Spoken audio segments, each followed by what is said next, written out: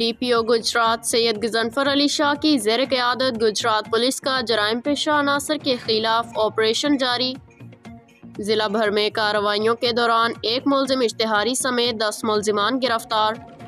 2 अदद मोटरसाइकिल, नकदी क्लाशनकोफ, 2 अदद पिस्टल, 30 बोर, 1 किलो से ज़ायद चर्स और शराब बरामद। तफसीलात के मुताबिक DPO गुजरात सैयद गजनफर अली शाह की ज़ेर क़यादत गुजरात पुलिस की जराइम पेशा अनासर के खिलाफ कार्रवाइयाँ जारी हैं।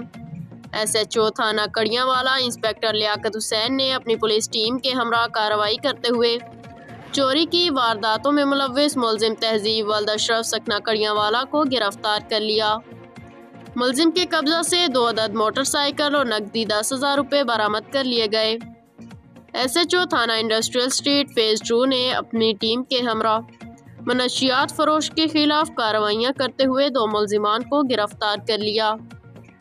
गिरफ्तार मुलजिमान में साजिद हुसैन वल्द मोहम्मद नवाज सकना सोहल गरबी, मोहम्मद रफ़ी वल्द हाशिम अली सकना सारोकी शामिल हैं।